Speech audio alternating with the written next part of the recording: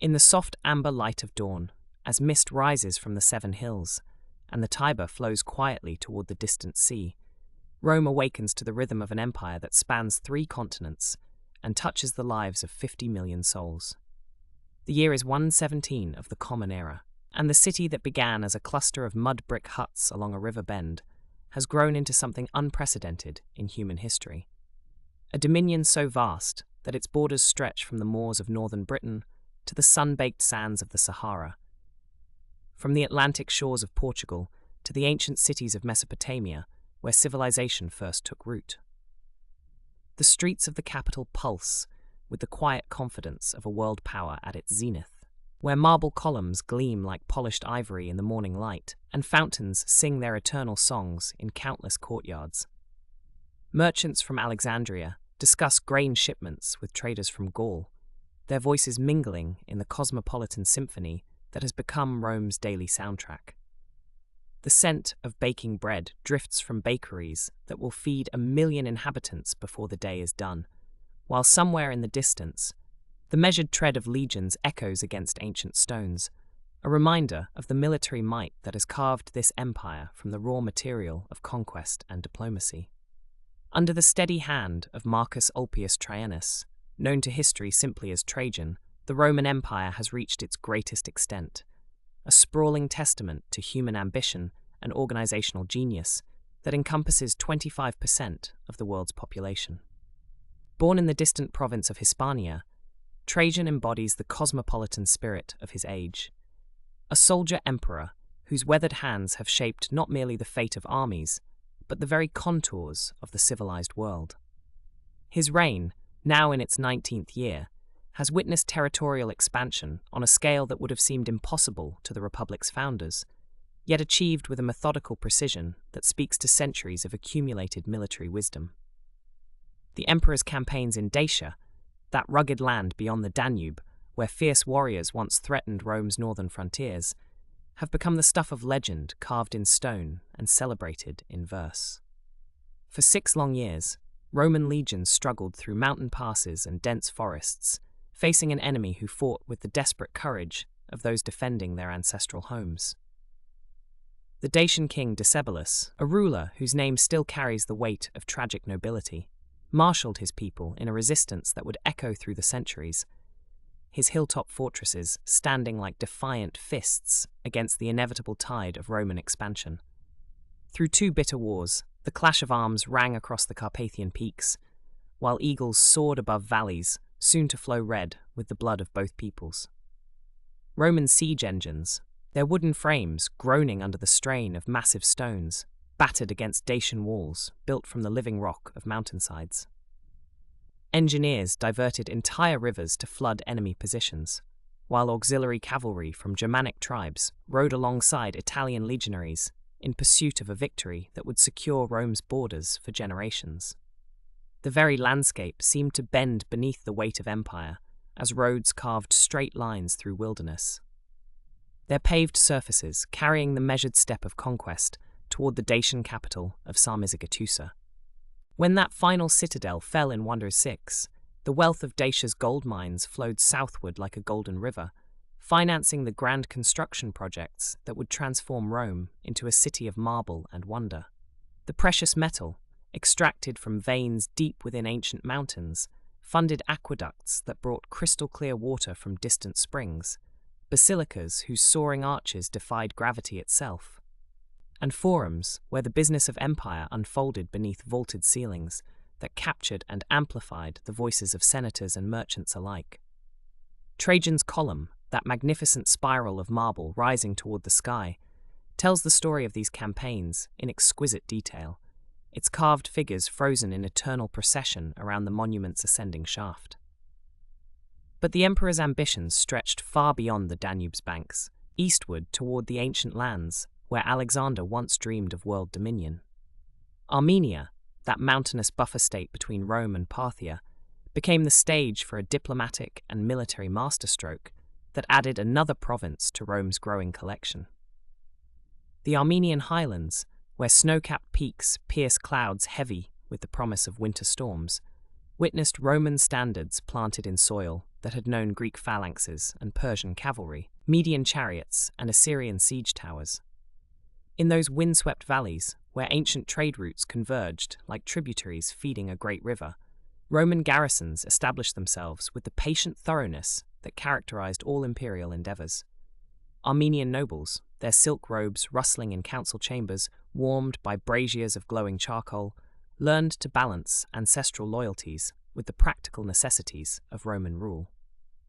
The transformation occurred gradually, like the changing of seasons, as Roman law courts dispensed justice alongside traditional Armenian customs, and Roman engineers surveyed mountain passes for roads that would bind this newest province to the empire's beating heart.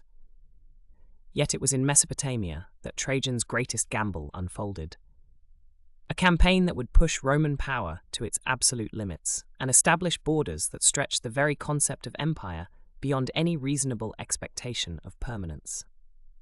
The ancient land between the Tigris and Euphrates, where cuneiform tablets still recorded business transactions in languages older than Latin, became the theatre for Rome's most audacious territorial expansion. Here, where the first cities rose from fertile alluvium and the first laws were carved in stone, Roman legions marched through landscapes heavy with the accumulated weight of 4,000 years of civilization.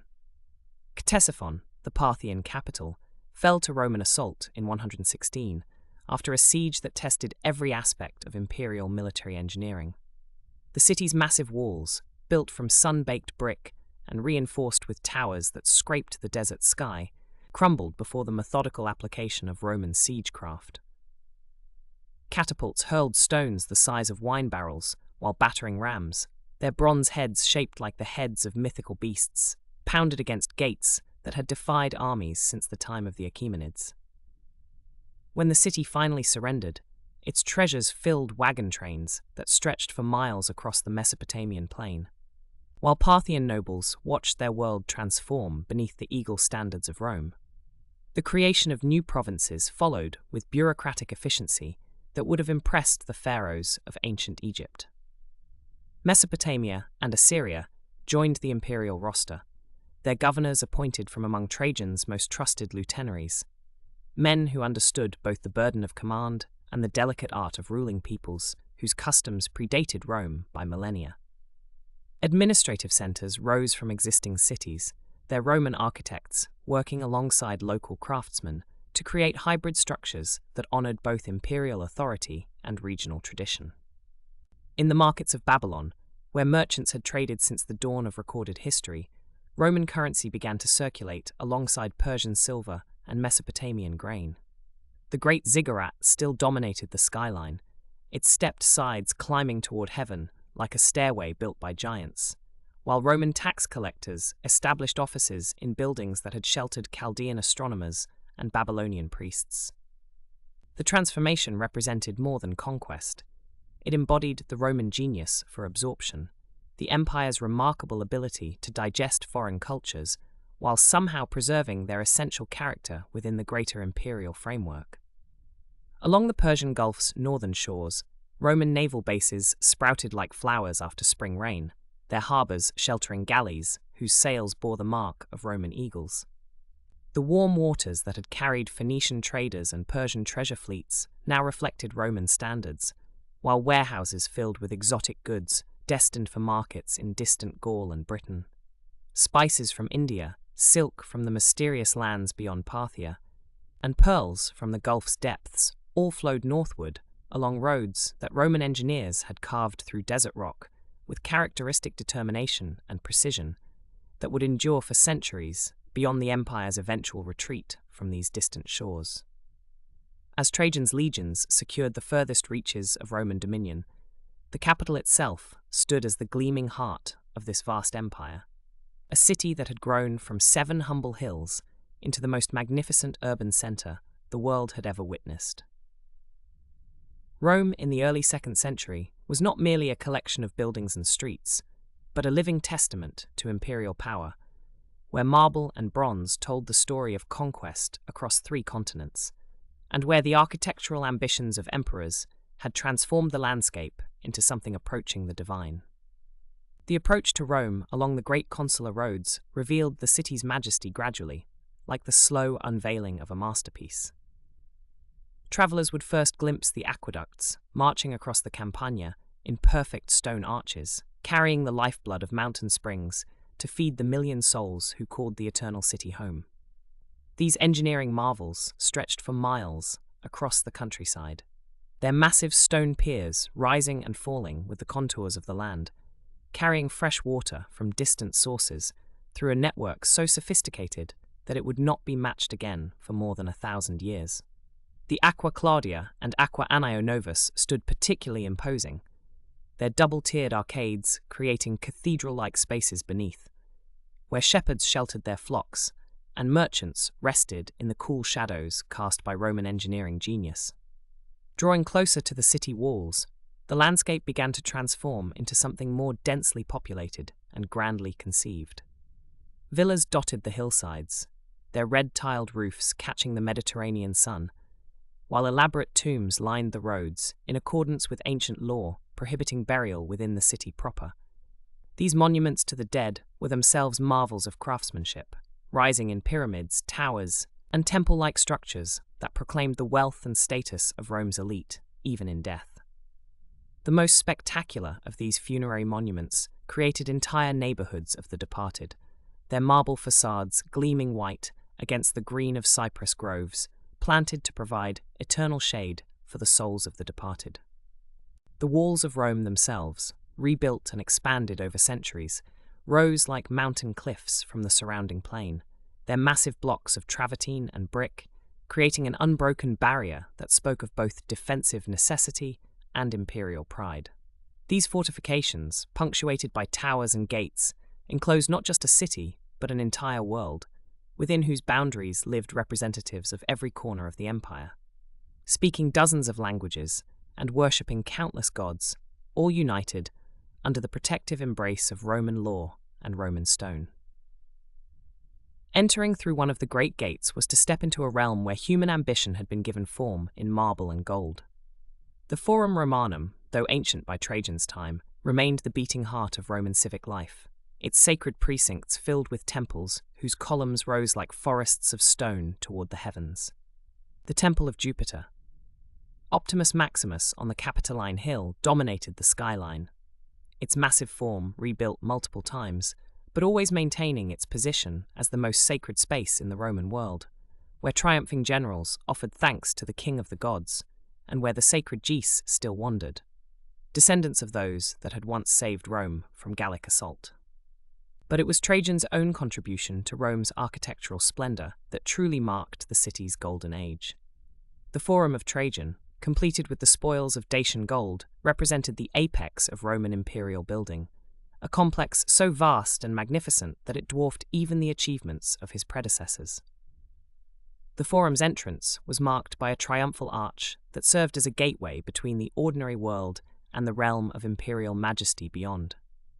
Within, a great rectangular plaza stretched for hundreds of feet, surrounded by porticos whose columns were hewn from exotic marbles brought from the furthest corners of the empire, purple porphyry from Egypt, golden giallo antico from Tunisia, and deep green serpentine from the mountains of Greece.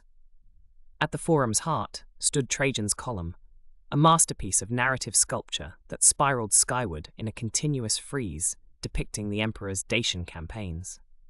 This marble column, rising over 100 feet into the Roman sky, was more than a monument. It was a stone library of conquest, where every detail of military engineering, barbarian customs, and Roman valor had been carved by master sculptors whose names have been lost to time, but whose work achieved a kind of immortality in stone.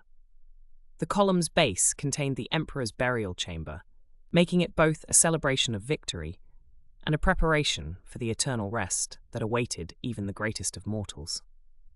Adjacent to the Forum rose Trajan's markets, a complex of shops and administrative offices that represented the commercial heart of the empire.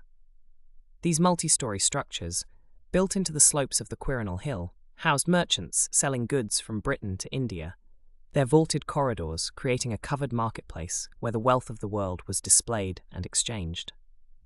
The market's innovative use of concrete and brick construction faced with travertine and marble, created interior spaces of unprecedented scale and sophistication.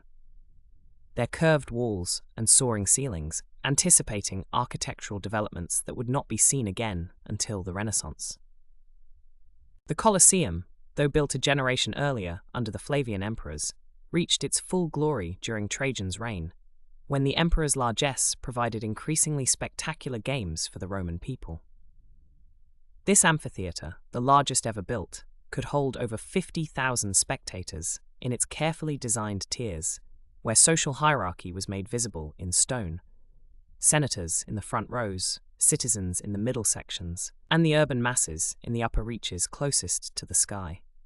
The building's elliptical form, rising in 4 stories of travertine arcades, created an exterior facade of mathematical perfection, while its interior concealed engineering marvels, including elevators and trapdoors that could instantly transform the arena floor into forests, lakes, or battlefields as the spectacles demanded.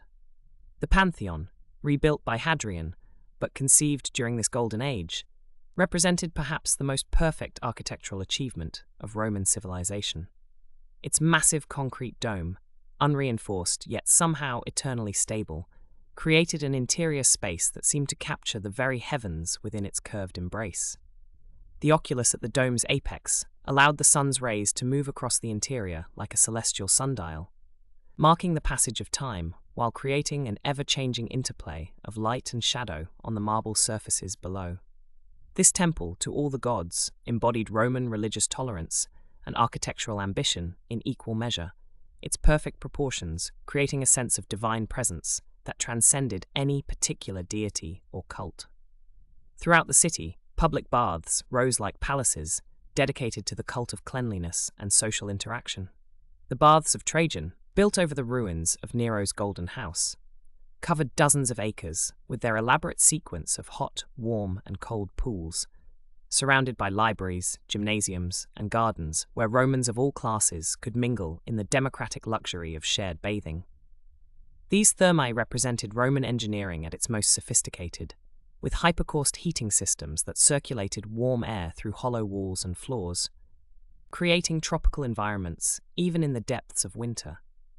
The Campus Martius, once a training ground for Roman soldiers, had been transformed into a district of monuments and public buildings that served as an outdoor museum of imperial achievement. Here stood the Mausoleum of Augustus, a massive circular tomb that housed the remains of Rome's first emperor and his family, while nearby the Arapacis Augustae celebrated the peace that Roman arms had brought to the world. Theatre and portico, temple and basilica created a landscape where every vista spoke of Roman power and Roman refinement, where the business of empire was conducted amid surroundings of unparalleled beauty. Even the humblest neighborhoods of Rome bore the marks of imperial grandeur, with multi-story apartment buildings that housed the urban masses rising alongside the palaces of the wealthy, all served by the same aqueducts and sewers, all protected by the same walls and laws. The city had grown organically over the centuries, but by Trajan's time it had achieved a kind of mature magnificence where ancient tradition and imperial innovation existed in perfect harmony, creating an urban environment that would serve as the model for civilization itself for countless generations yet to come. Beyond the marble columns and golden temples of the Eternal City, the Roman peace stretched across continents like a gentle tide, washing over lands from the windswept moors of Britain to the sun-baked sands of Egypt. This was the Pax Romana, a phenomenon so extraordinary that it would reshape the very concept of civilization itself, creating a world where the clash of arms gave way to the whisper of turning pages, where the thunder of cavalry was replaced by the rhythmic creaking of merchant wagons laden with silk and spices. The Roman peace was not merely the absence of war, but rather the presence of something far more profound, a shared dream of order that manifested in countless small miracles across the provinces. In the olive groves of Gaul, farmers tended their trees with the confidence that their harvest would reach distant markets safely. The roads protected by the steady presence of Roman legions, whose very existence had transformed from instruments of conquest into guardians of tranquility. The silver gleam of Roman coins, passed from hand to hand in bazaars from Damascus to Cologne, each transaction a quiet testament to the unity that bound together peoples who had once viewed each other as eternal enemies. Prosperity flowed through the empire like water through carefully constructed aqueducts, reaching every corner of the known world with methodical precision. In the bustling port cities of Alexandria and Carthage, merchants from dozens of cultures conducted their business under the protective umbrella of Roman law, their agreements enforceable from Hadrian's Wall to the Euphrates. The harbours themselves had been transformed by Roman engineering. Their breakwaters and quays, carved from local stone, but designed according to principles perfected in the workshops of Rome, creating spaces where ships from India could dock alongside vessels from Spain, their holds filled with precious cargo destined for tables and temples throughout the empire. The roads that connected these distant realms became arteries of cultural exchange as much as commercial highways. Along the Via Appia and its countless sister routes, travellers moved with an ease that would not be matched again for over 1,000 years. Roman milestones marked not just distances, but the steady pulse of imperial life, their inscriptions worn smooth by countless hands seeking direction in languages that spanned the breadth of human expression. Between these markers, the provincial cities grew and flourished like flowers in a well-tended garden, each maintaining its local character while embracing the broader Roman vision of urban sophistication. In these cities, the architecture of peace took physical form in forums and bathhouses, theatres and libraries that rivaled those of Rome itself. The great bath complexes of cities like Aquae Sulis in Britain or Leptis Magna in Africa became centres of social life, where citizens from every walk of existence gathered to discuss philosophy, conduct business, or simply luxuriate in the warm embrace of Roman engineering. The hypercourse systems that heated these buildings represented more than mere comfort. They embodied the Roman belief that civilization meant bringing warmth and light to every corner of human experience, banishing the cold and darkness that had once defined life beyond the Mediterranean world. Cultural flowering accompanied material prosperity with the gentle persistence of spring rain nurturing new growth. In the schools and academies that sprouted in provincial capitals, young minds absorbed not only Roman law and Latin literature, but also the wisdom of their own ancestral traditions, creating a synthesis that enriched both local and imperial culture. Greek philosophy found new expression in Roman practicality, while Celtic artistry merged with Roman techniques to produce works of breathtaking beauty. The mosaic floors of Roman villas across the provinces told stories that wove together mythologies from every corner of the known world, creating visual narratives where Hercules might stand beside local heroes, all rendered in tesserae that caught and reflected the Mediterranean light. The profound religious tolerance that characterized the Pax Romana allowed ancient deities to find new homes throughout the empire, while Roman gods traveled to distant lands and adapted to local customs. Temples dedicated to Mithras could be found in the cold forests of Germania, their underground chambers offering warmth and mystery to worshippers far from the Persian lands where the god had first been known. Meanwhile, Celtic Druids continued their ancient practices in Gaul and Britain, their sacred groves protected by Roman administrators, who understood that true peace came not from suppression, but from accommodation and mutual respect. This religious synthesis found its most beautiful expression in the countless festivals and ceremonies that mark the rhythm of provincial life throughout the empire. The calendar itself became a tapestry woven from Roman state celebrations, local harvest festivals, and imported mysteries from the East, creating a year-round cycle of observance that honored both imperial unity and regional diversity. In amphitheaters and outdoor spaces across the provinces, theatrical performances presented works by Plautus and Terence, alongside adaptations of local legends, the audiences representing every social class and cultural background, united in their appreciation for artistic excellence. The economic prosperity that undergirded this cultural renaissance reached deep into the countryside, transforming even the most remote agricultural regions into productive and prosperous communities. Roman agricultural techniques, spread through patient instruction and practical demonstration, increased crop yields across the empire, while Roman roads ensured that surplus production could reach markets where it was needed most. The great estates that supplied Rome with grain from Egypt and Gaul operated with an efficiency that amazed contemporary observers. Their success built not merely on slave labor, but on innovative techniques and careful management that would influence farming practices for centuries to come. In the workshops and manufactories that sprang up throughout the provinces, artisans perfected their crafts while contributing to the great commercial networks that bound the empire together. The pottery kilns of Gaul produced vessels that graced tables from Britain to Syria, their distinctive red gloss becoming as recognizable a symbol of Roman civilization as the eagles of the legions. Glassmakers in Alexandria and the Rhine provinces pushed the boundaries of their art, creating vessels of such delicacy and beauty that they were treasured as family heirlooms and diplomatic gifts, their transparent surfaces catching and transforming light in ways that seemed almost magical to observers accustomed to the opacity of clay and metal. The legal framework that protected and encouraged this flourishing represented perhaps the most lasting achievement of the Pax Romana, creating a system of justice that transcended local customs while respecting regional traditions. Roman jurists worked tirelessly to codify and refine the principles that would govern relationships between citizens and subjects, merchants and customers, patrons and clients throughout the empire. The courts that administered this justice became schools of legal learning where the foundations of European jurisprudence were laid, their decisions forming precedents that would echo through the centuries long after the last Roman emperor had passed into history. Thus, the Pax Romana created a world where human potential could flourish as never before, where the energy once devoted to warfare and survival could be channeled into art and learning, trade and craftsmanship, philosophy and engineering.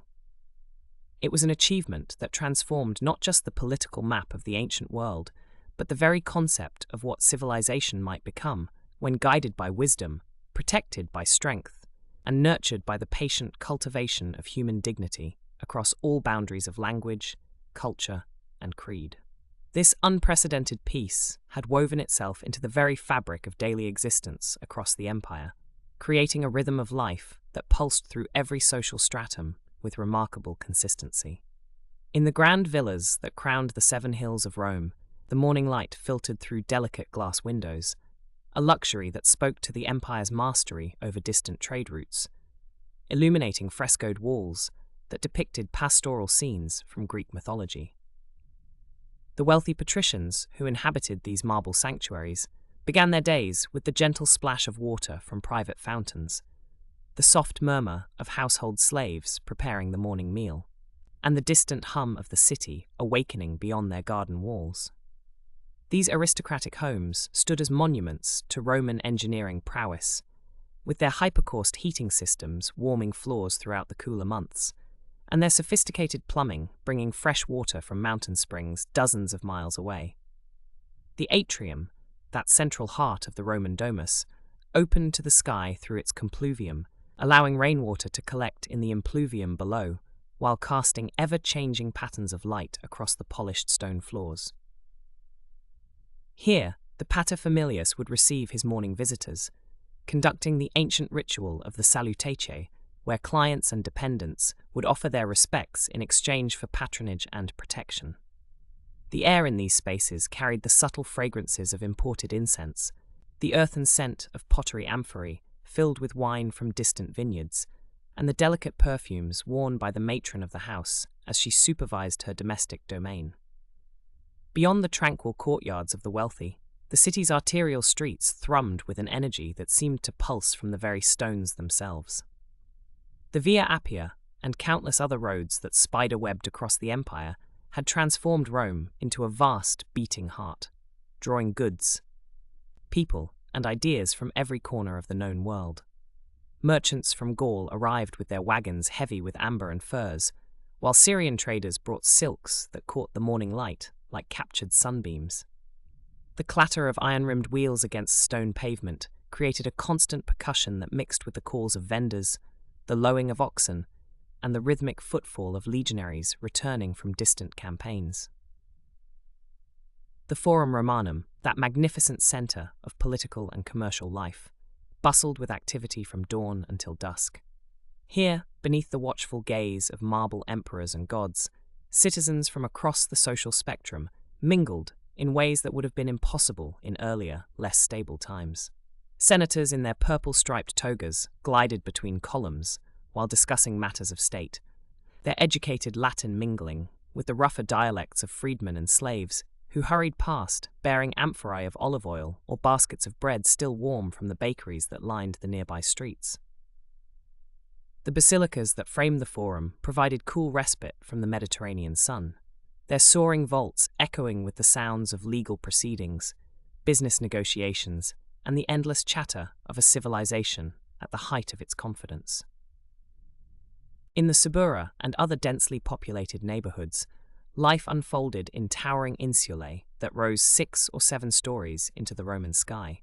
These apartment buildings housed the plebeian masses in conditions that ranged from comfortable middle-class accommodations on the lower floors to cramped, airless rooms beneath the eaves where families crowded together in spaces lit only by small oil lamps. The narrow streets between these buildings formed urban canyons where laundry lines stretched from window to window, creating a canopy of drying tunics and stolas that fluttered like prayer flags in the warm breeze. The sounds that emanated from these vertical villages told the story of a society at work. The rhythmic pounding of fullers cleaning cloth, the scraping of carpenters shaping wood, the chanting of children learning their letters from patient pedagogues. The markets that sprawled throughout the city represented perhaps the most visible manifestation of the Pax Romana's prosperity. In the great market of Trajan, that architectural marvel carved into the Quirinal hill, merchants displayed goods that spoke to Rome's vast reach and sophisticated tastes. Silk from China lay beside Spanish silver, while African ivory shared space with British wool and Indian spices that perfumed entire sections of the complex with exotic fragrances. The voices of buyers and sellers created a multilingual symphony where Latin mixed with Greek, Aramaic, and Germanic dialects, all unified by the universal language of commerce. The sight of these goods, arranged in neat rows within the market's curved galleries, offered tangible proof of an empire where distant provinces had become integral parts of a functioning whole.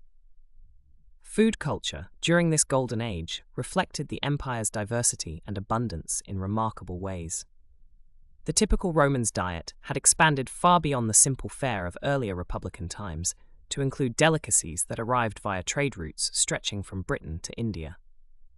In prosperous households, the evening cena might feature peacock from Asia Minor, wine aged in Spanish caves, cheese from the alpine regions of Gaul, and fruits preserved in honey from Greek islands. Even among the working classes, the daily bread distributed through the Annona system was supplemented by olive oil from North Africa, garum fish sauce from Atlantic coastlines, and vegetables grown in market gardens that surrounded the city like a green belt of cultivation. The public baths, those temples to Roman social life, provided gathering spaces where class distinctions temporarily dissolved in clouds of perfumed steam. The baths of Agrippa, and later the magnificent baths of Trajan, welcomed citizens regardless of their birth, creating democratic spaces where a slave might find himself sharing a pool with a senator, both equally naked and equally human, beneath the elaborate vaulted ceilings. The progression through the various chambers, from the tepidarium's gentle warmth to the caldarium's intense heat, followed by the shocking plunge into the frigidarium's cold waters, created a ritual of purification and relaxation that punctuated the Roman day with moments of pure sensual pleasure. Entertainment in this prosperous age reached spectacular heights that reflected both the empire's wealth and its citizens' sophisticated tastes. The Circus Maximus could hold 250,000 spectators who would cheer as charioteers thundered around the spina in races that lasted from morning until evening, their colourful faccio banners creating a moving tapestry against the sand. The amphitheatres that dotted the empire hosted gladiatorial games where trained fighters demonstrated skills honed in specialized schools, their combat elevated to an art form that combined athletic prowess with dramatic storytelling. The theatres presented both classical Greek tragedies and newer Roman comedies, their audiences appreciating subtle wordplay and sophisticated references that spoke to a remarkably literate society.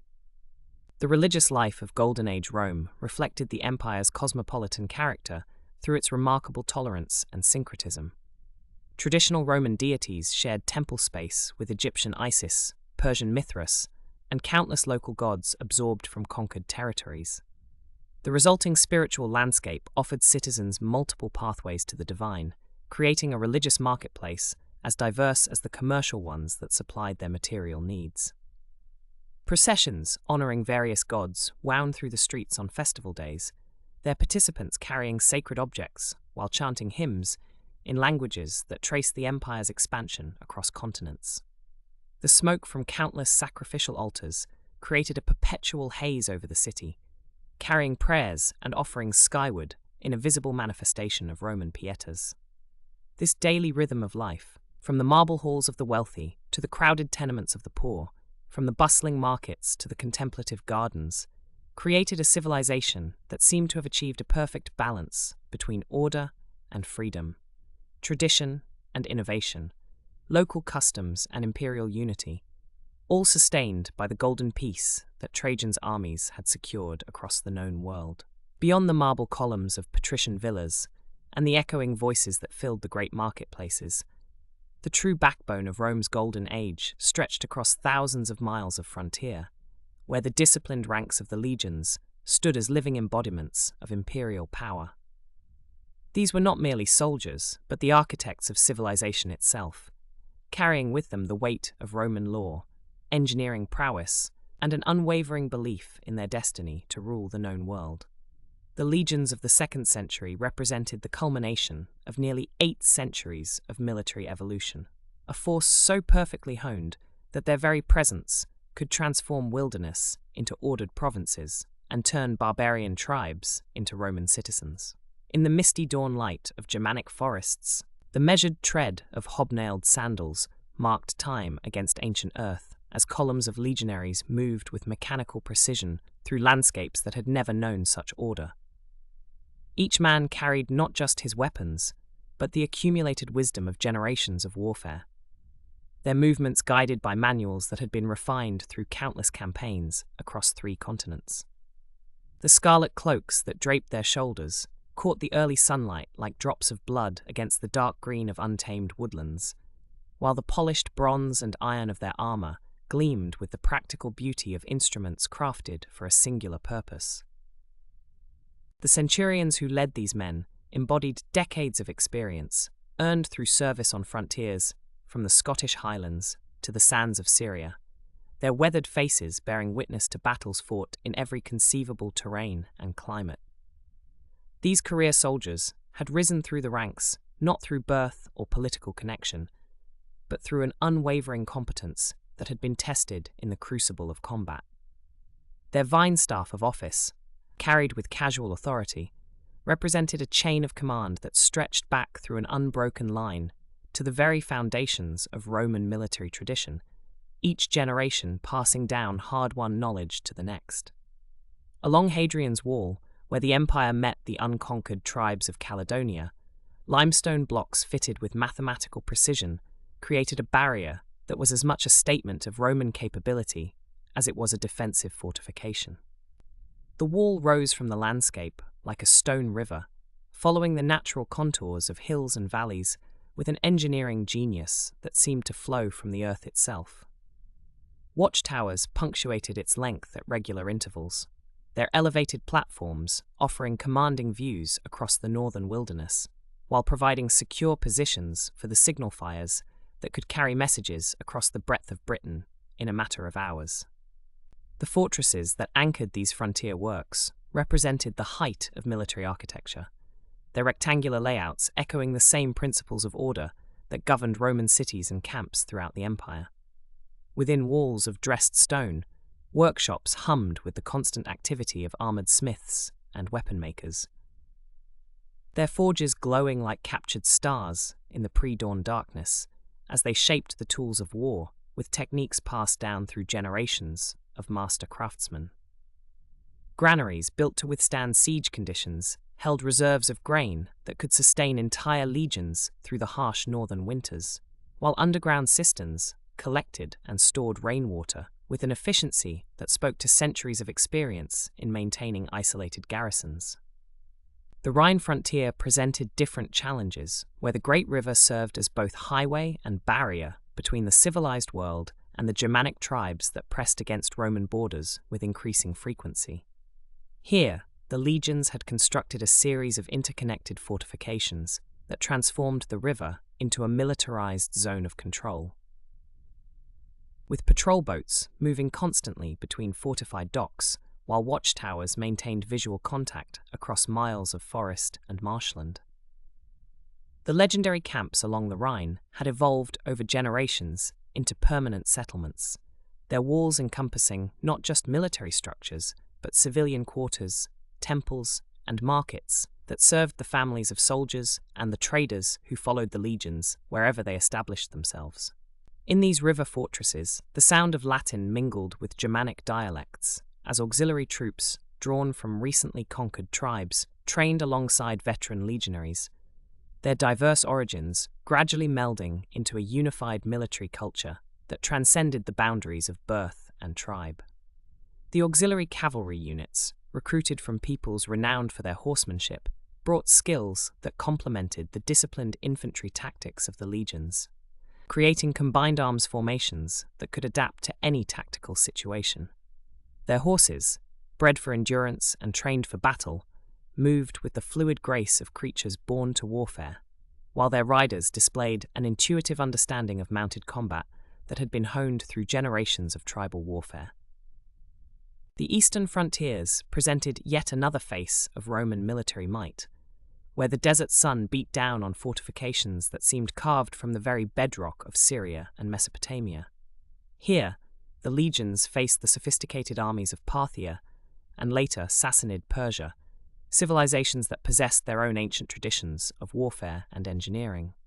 The Roman response was characteristically methodical, with fortress cities rising from strategic oases and mountain passes, their walls incorporating architectural techniques learned from centuries of siege warfare. Water management became as crucial as weapon maintenance in these arid regions, with complex systems of aqueducts and cisterns, ensuring that Roman garrisons could withstand prolonged sieges while maintaining their fighting effectiveness. The administrative machinery that supported these far-flung legions operated with a complexity that rivaled any modern military organization, with supply trains moving constantly along the great roads that connected every corner of the empire. Quartermasters maintained detailed records of everything from armor repairs to grain consumption, their careful accounting ensuring that units stationed on remote frontiers remained equipped and provisioned to Roman standards. The logistics of maintaining over 30 legions across such vast distances required a level of organizational sophistication that would not be matched again for more than a millennium, with specialized corps of engineers, surveyors, and administrators working in coordination to keep the military machine functioning smoothly. Training never ceased in these frontier fortresses, with new recruits undergoing the same rigorous conditioning that had shaped Roman soldiers for centuries. The wooden practice swords and wicker shields that equipped training grounds throughout the empire bore the scars of countless hours of drill, while the measured cadences of weapons practice echoed from fortress courtyards as regular as temple bells. Veterans passed down not just fighting techniques, but the deeper mysteries of unit cohesion and battlefield psychology, teaching young soldiers how to maintain formation discipline under the chaos of combat, and how to draw strength from their comrades when individual courage might falter. The engineering capabilities of the legions extended far beyond mere fortification construction, with military architects designing bridges that could span major rivers and siege engines that could reduce the strongest enemy fortifications to rubble. The secrets of concrete construction, developed through centuries of public works projects, found military applications in fortress foundations that could withstand both siege bombardment and the gradual erosion of time. Road building, perhaps the most famous of Roman engineering achievements, was primarily a military undertaking, with legionary engineers laying the stone foundations that would carry imperial commerce and communication across continents for centuries to come. As evening descended over these distant frontiers, the changing of the guard proceeded with ceremonial precision that honored both military necessity and religious tradition. The watchwords passed between centuries carried not just practical information, but symbolic connections to Rome itself, while the standards that marked each century's position gleamed with accumulated battle honors that told the story of the empire's expansion. In the officers' quarters, maps spread across wooden tables showed the constantly shifting boundaries of Roman influence, marked with colored pins that represented not just military positions, but the dreams of emperors and the destiny of nations. The legions stood eternal watch over these borders, their disciplined ranks forming an iron curtain between order and chaos, civilization and barbarism, the Roman peace and the uncertainties that lay beyond. The legions had carved Rome's boundaries into the very earth itself, marking the edges of civilization with stone and steel. But it was Emperor Hadrian who would transform these distant frontiers from mere military lines into cultural arteries pulsing with imperial identity. Where his predecessors had conquered with sword and siege engine, Hadrian would bind the empire together through presence, vision, and an insatiable curiosity that carried him across continents and through decades of constant movement. The emperor rose before dawn in camps scattered across 3 continents, his lean frame wrapped in the practical traveling cloak that had become his signature, the purple stripe worn thin from years of wind and weather. His retinue moved like a vast constellation across the Roman world, a traveling court of architects, philosophers, poets, and administrators whose footsteps traced patterns of governance across territories that stretched from the Scottish Highlands to the cataracts of the Nile. Each journey began not with fanfare, but with the quiet efficiency of a man who understood that empires were maintained not from marble halls, but from muddy roads and distant watchtowers. The morning mists lifted from Hadrian's wall as the imperial party made its slow progress along the northern frontier, the emperor's keen eyes taking in every detail of construction and placement. The wall itself had become more than fortification during his reign, evolving into a statement of permanence that spoke in limestone and timber of Rome's intention to hold these lands for centuries uncounted.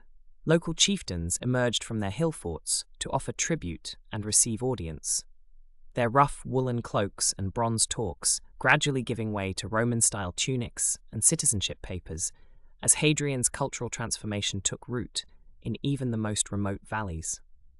From Britain's windswept moors, the imperial progress wound southward through Gaul's prosperous vineyards, where Roman villas had multiplied like wildflowers across landscapes once painted only with the huts of Celtic warriors. The emperor paused to dedicate temples, inspect aqueducts, and observe the subtle alchemy by which barbarian settlements had transformed themselves into Roman cities. Market squares bustled with merchants speaking Latin, peppered with local dialects, their conversations weaving together the practical concerns of commerce with the shared vocabulary of imperial citizenship. Hadrian's presence transformed these routine interactions into moments of imperial communion, his very appearance reminding citizens across the provinces that they belonged to something magnificent and enduring. The Mediterranean stretched before the imperial fleet like hammered bronze, its surface disturbed only by the rhythmic dip of oars as Hadrian's trireme cut through waters that had become Rome's private lake. The emperor stood at the ship's prow as dawn painted the distant shores of Africa, his weathered hands tracing architectural sketches on wax tablets, while scribes recorded his observations about harbour improvements and urban planning. Each port of call became an opportunity for transformation, as the emperor's architects measured forums and his engineers surveyed water sources, leaving behind blueprints for civic improvements that would reshape skylines across the Mediterranean world. In Alexandria, Hadrian walked among scholars whose bearded faces reflected the accumulated wisdom of centuries, their voices rising and falling in philosophical debate, while the great lighthouse cast its beam across waters that carried papyrus and ideas to every corner of the known world. The emperor's own philosophical inclinations found ready audience among these Egyptian intellectuals. His questions about the nature of divinity and the proper relationship between ruler and subject, sparking discussions that continued long after his ships had disappeared beyond the horizon. The city's famous library gained new wings during his visit. Its expanded halls designed to house not merely the wisdom of Greece and Egypt, but the emerging literary culture of a truly cosmopolitan empire. The Nile carried Hadrian's party southward past temples whose massive columns had witnessed the reigns of pharaohs whose names were already ancient when Romulus first glimpsed the Seven Hills. Here, in the shadow of monuments that made Rome's greatest buildings seem like recent experiments, the emperor gazed upon the Colossus of Memnon and heard its mysterious dawn song, that haunting note that priests claimed was the stone giant's greeting to the sun. Local governors organized hunts where Hadrian's spear brought down lions whose roars had once struck terror into Roman hearts, their deaths transformed into celebrations of imperial mastery over the wildest corners of the earth. Athens received its imperial visitor with ceremonies that consciously echoed the city's golden age, though now Pericles' democracy had been replaced by the benevolent autocracy of an emperor who styled himself a philosopher. Hadrian's footsteps echoed through the Parthenon's marble colonnade, his fingers tracing carved reliefs that had witnessed the birth of Western civilization, while Athenian intellectuals presented him with honorary citizenship in a city whose greatest sons had once warned against the dangers of imperial expansion. The emperor's response was to begin construction of a new quarter that would bear his name. Its broad streets and elegant fountains, designed to demonstrate that Roman rule could enhance rather than diminish the achievements of the past. The dusty roads of Anatolia carried the imperial party through landscapes where every hillside seemed to hold the ruins of some forgotten kingdom, their tumbled stones providing raw material for the Roman cities that now commanded the valleys. Local craftsmen emerged from workshops redolent with the scent of worked leather and heated bronze, their skilled hands producing goods that bore Roman designs infused with regional traditions. Hadrian's architects documented local building techniques, while his administrators recorded customs and laws, weaving these diverse threads into the expanding tapestry of imperial governance. Jerusalem rose from its hills like a vision of divine ambition made manifest in stone. Its temple precincts echoing with prayers in Hebrew and Aramaic, while Roman eagles perched above gates that had witnessed centuries of conquest and rebellion. The emperor's arrival coincided with religious festivals that filled narrow streets with pilgrims whose diverse faces reflected the cosmopolitan nature of the eastern provinces. Their conversations, blending the practical concerns of commerce with the eternal questions of faith and identity that had shaped human civilization since its beginning. The emperor's own spiritual journey paralleled his physical travels, as exposure to the religious traditions of conquered peoples gradually transformed his understanding of divinity itself. Mystery cults flourished under his patronage, their initiates carrying sacred knowledge along the same roads that bore imperial edicts and military dispatches. The synthesis of Greek philosophy, Roman practicality, and Eastern mysticism that emerged during these travels would profoundly influence the spiritual development of the empire, preparing the ground for religious transformations that lay generations in the future. Hadrian's beloved Antinous accompanied the emperor through many of these journeys, the young man's beauty inspiring poets and sculptors whose works would outlast the very cities they adorned. When tragedy struck along the Nile's banks, the emperor's grief transformed into a city-building project of unprecedented scale, as Antinopolis rose from empty desert to become a living monument to love and loss that demonstrated the empire's capacity for both grandeur and intimate human emotion. The cumulative effect of Hadrian's constant movement was to transform the very concept of Roman identity, expanding it beyond the narrow confines of citizenship based on birth or military service to encompass a broader cultural participation in imperial civilization. Provincial governors found themselves implementing policies that reflected local customs filtered through imperial institutions, while local elites discovered that Roman culture could be adapted to enhance rather than replace their ancestral traditions. The empire that emerged from Hadrian's travels was simultaneously more unified and more diverse than the conquest state inherited from his predecessors. Its strength drawn from the voluntary participation of peoples who had chosen to see themselves as Romans while retaining the distinctive characteristics that made their contributions valuable to the imperial whole. The consolidation of imperial culture under Hadrian's watchful eye created fertile ground for something far more transformative than administrative efficiency or architectural grandeur.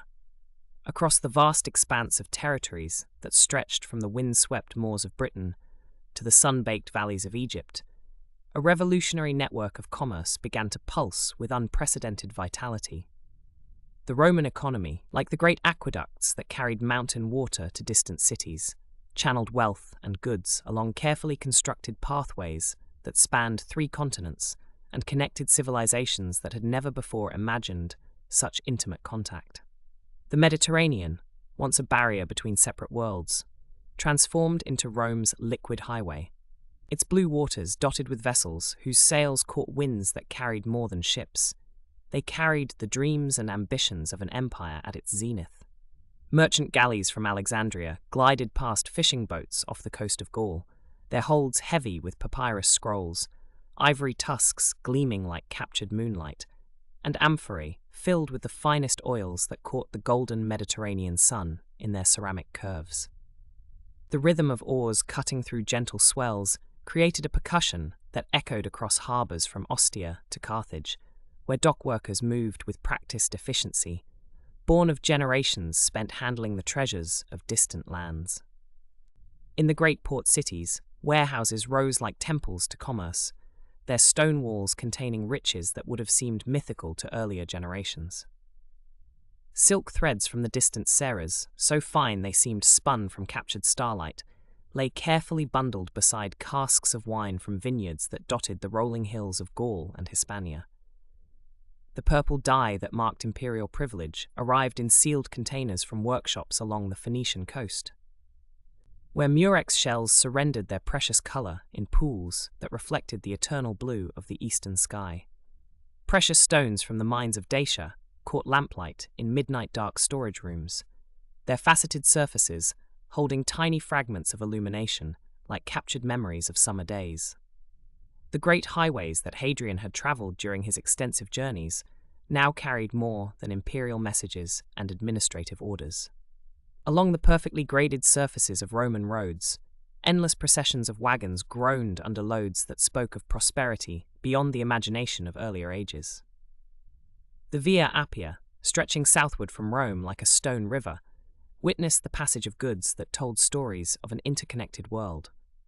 Amber from the distant shores of the Baltic, its golden transparency holding prehistoric mysteries in its depths. Travelled alongside furs from Germania, whose thick pelts still carried the scent of northern forests, where pine needles carpeted the earth in perpetual twilight.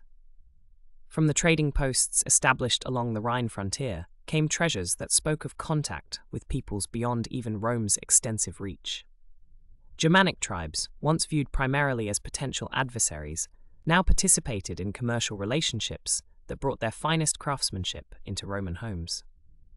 Silver work of extraordinary delicacy, featuring patterns that seemed to flow like water frozen in metal, found eager buyers in the markets of Trier and Cologne. The workshops of Gallic artisans produced glassware that captured and refracted light in ways that seemed almost magical, each piece a small miracle of craftsmanship that travelled from its place of creation to adorn tables and shelves across the Mediterranean world. The eastern trade routes, stretching beyond the empire's formal boundaries, brought the most exotic treasures of all. Caravans that had begun their journeys in the markets of Chang'an arrived at Damascus after months of travel across landscapes that shifted from mountain passes where eagles soared on thermals to desert expanses where stars seemed close enough to pluck from the night sky. The silk they carried bore patterns that told stories of distant courts and artistic traditions completely foreign to Roman sensibilities, yet their beauty needed no translation. Spices from the pepper coast of India filled the air of Roman markets with fragrances that spoke of tropical abundance. Cinnamon bark that crumbled to release warm, sweet aromas, black peppercorns that held fire within their wrinkled surfaces, and cardamom pods that whispered of monsoon rains and elephants moving through jungle twilight. The economic machinery that supported this vast network of trade operated with the precision of a perfectly calibrated water clock. Roman currency, bearing the profiles of emperors both living and deified, circulated from the silver mines of Hispania to the grain markets of Alexandria, creating a common language of value that transcended local customs and regional dialects. The great banking houses of Rome extended credit across distances that would have seemed impossible to earlier civilizations. Their records kept on wax tablets and papyrus scrolls that tracked investments and returns with mathematical precision that would not be surpassed for centuries to come. Agricultural production across the empire reached levels of efficiency that reflected both improved techniques and the stability that came from Pax Romana. The wheat fields of Egypt, stretching like golden seas beneath the African sun, produced surpluses that fed not only the million inhabitants of Rome itself, but supported populations across the Mediterranean. Olive groves in Hispania and southern Gaul produced oil that lit lamps from Britain to Syria, while vineyards perfected techniques of cultivation that would influence wine production for millennia. The great latifundia, worked by slaves whose labor made possible the leisure that characterized upper-class Roman life, operated with industrial efficiency that maximized both production and profit. Mining operations across the empire extracted wealth from the earth with technologies that pushed the boundaries of ancient engineering. Deep shafts in the mountains of Dacia yielded gold that would be transformed into jewelry adorning the wives of senators and coins bearing imperial portraits.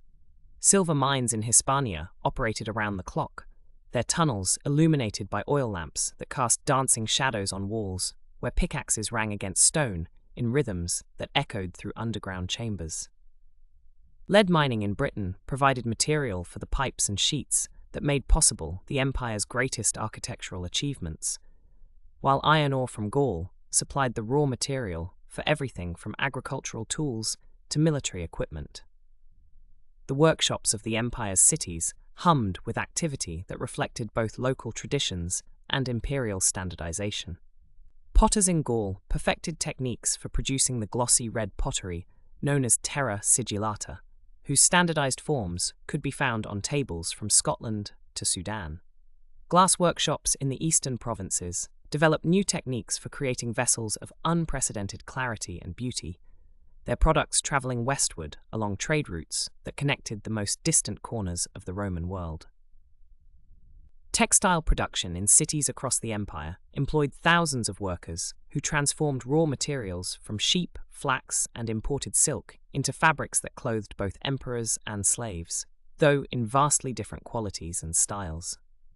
The economic prosperity that flowed along these trade networks created unprecedented wealth, not just for merchants and imperial administrators, but for entire populations that participated in the complex web of production. Transportation and consumption. Provincial cities grew wealthy from their positions along major trade routes, their public buildings and private houses reflecting affluence that would have been unimaginable during the chaos of the late Republic. The architectural splendor that modern tourists admire in ruins across Europe, Africa, and Asia represents not merely imperial power, but the economic vitality that made such monuments possible, their stone walls and marble columns, standing as permanent testimony to an age when Roman commerce connected 3 continents in bonds of mutual prosperity that would not be equaled again for more than 1,000 years. In the gentle twilight of the 2nd century, when the Roman Empire stretched like a vast tapestry across 3 continents, a dynasty emerged that would define the very essence of imperial wisdom and philosophical governance. The Antonine emperors, beginning with the steady hand of Antoninus Pius in 138 CE, ushered in an era where the harsh edges of conquest gave way to the softer arts of administration, contemplation, and the pursuit of virtue. The marble halls of the imperial palaces echoed not with the clash of swords planning new campaigns, but with the measured cadences of philosophical discourse, where Stoic principles found their ultimate expression in the governance of millions. Antoninus Pius, whose very name spoke of duty and reverence, ruled for 23 peaceful years, his reign marked by an almost unprecedented absence of major military campaigns. The emperor preferred to tend the gardens of empire rather than expand its borders, strengthening the foundations that Trajan and Hadrian had laid, while allowing the provinces to flourish under his benevolent watch. His court became a sanctuary of learning, where Greek tutors moved through columned courtyards, discussing the finer points of ethics and natural philosophy, their voices mixing with the gentle splash of fountains and the rustle of papyrus scrolls being copied in the adjacent libraries. When Antoninus Pius departed this world in 61 CE, the purple passed to Marcus Aurelius, a man whose very soul seemed fashioned for the burden of absolute power, tempered by absolute responsibility. Born Marcus Annius Verus, he had been groomed for leadership not in the traditional Roman manner of military campaigns and political maneuvering, but through deep immersion in the philosophical traditions that traced their lineage back to ancient Athens. His tutors, among them the renowned orator Fronto and the Stoic philosopher Junius Rusticus, had shaped a mind that viewed imperial power not as an opportunity for personal aggrandizement, but as the ultimate test of character and wisdom. The emperor's private chambers told the story of a man caught between two worlds, the practical demands of ruling the greatest empire the world had ever known, and the inner journey toward philosophical understanding that occupied his quieter moments. His writing desk, illuminated by oil lamps, whose flames danced across manuscripts written in both Latin and Greek, bore witness to the nightly ritual of self-examination that would eventually become his famous Meditations. These were not intended as public pronouncements or imperial decrees, but as intimate conversations with his own conscience, written in the margins of military campaigns and during the quiet hours before dawn in palace chambers far from Rome. The philosophical principles that guided Marcus Aurelius drew heavily from the Stoic tradition, particularly the teachings of Epictetus, whose own journey from slavery to wisdom resonated deeply with an emperor who understood that true freedom came not from external circumstances, but from mastery over one's own responses to fate. In the marble-columned atriums where he received foreign ambassadors and provincial governors, Marcus Aurelius carried himself with the bearing of a man who had learned to distinguish between what lay within his control and what remained forever beyond human influence. His voice, when he spoke in the Senate or addressed his generals, carried the measured cadence of someone who had spent long hours contemplating the transient nature of all earthly power. The irony of Marcus Aurelius's reign lay in the fact that this most peaceful of philosophers presided over some of the empire's most challenging military crises. The Parthian Wars demanded his attention in the east, while Germanic tribes pressed against the Danubian frontier with increasing boldness. Yet even as he donned his military cloak and rode north to personally command the legions, the emperor carried with him the portable library that accompanied him on every campaign: scrolls of Homer and Heraclitus, copies of Plato's dialogues, and the weathered manuscripts of Stoic teachers whose wisdom had sustained him through the loneliest moments of imperial responsibility. During the long evenings in military camps along the Danube, when the day's tactical planning had concluded and the sentries had taken their posts along the earthwork fortifications, Marcus Aurelius would retreat to his tent to write. By the flickering light of campaign lamps, surrounded by the distant sounds of soldiers settling in for the night and the whispered conversations of his staff officers, he filled his personal journals with reflections that revealed the inner landscape of a man wrestling with the fundamental questions of existence, while simultaneously managing the practical details of frontier warfare. These midnight writings, composed in Greek rather than Latin, captured the emperor's most private thoughts about duty, mortality, and the proper relationship between the individual soul and the vast cosmos of which it formed such a small part. The philosophical emperor's approach to governance reflected his deep conviction that leadership was fundamentally about service rather than dominance. His legal reforms emphasized mercy over severity, establishing new protections for slaves and gladiators while expanding the rights of women and children throughout the empire. In the imperial law courts, his judges were instructed to seek understanding rather than mere punishment, to consider the circumstances that had led citizens astray rather than simply applying the letter of ancient statutes. This tempering of justice with wisdom created a legal atmosphere throughout the empire that prioritized rehabilitation and social harmony over the harsh retribution that had characterized earlier periods of Roman rule. As the years passed and the weight of imperial responsibility settled ever more heavily upon his shoulders, Marcus Aurelius found solace in the daily practice of philosophical reflection that had sustained him since his youth. His morning ritual of reading from the ancient masters, followed by periods of quiet contemplation in the palace gardens, where peacocks wandered among olive trees and roses bloomed in carefully tended beds, provided the spiritual foundation that enabled him to face each day's challenges with equanimity. The emperor understood, perhaps more clearly than any of his predecessors, that the true test of philosophy lay not in abstract speculation, but in its practical application to the countless decisions that shaped the lives of millions. The final years of Marcus Aurelius's reign unfolded against the backdrop of plague and warfare, as if the universe itself were testing the depth of his philosophical convictions. The Antonine Plague swept through the empire's cities and military camps, carrying away soldiers and civilians alike, while the emperor himself worked tirelessly to coordinate relief efforts and maintain morale among his exhausted legions. Even as his own health began to fail, Marcus Aurelius continued his nightly practice of writing, his later entries marked by an increasing sense of acceptance and a deepening appreciation for the brief, flickering beauty of mortal existence. When death finally came to Marcus Aurelius in 180 CE, at a military camp near present-day Vienna, it marked not only the end of a remarkable life, but the close of an entire era in Roman history. His son Commodus, who lacked both his father's philosophical temperament and his commitment to virtue, would soon demonstrate how quickly the achievements of a lifetime could be undone by weakness and self-indulgence. Yet the example of the philosopher-emperor endured, preserved not only in the legal and administrative reforms that outlasted his dynasty, but in the private meditations that revealed the inner workings of a soul dedicated to wisdom and service. The legacy of Marcus Aurelius and the Antonine dynasty settled over the Roman Empire like evening mist over the Seven Hills, a gentle reminder that true greatness lay not in the conquest of territories, but in the conquest of self, not in the accumulation of power, but in its wise and compassionate exercise.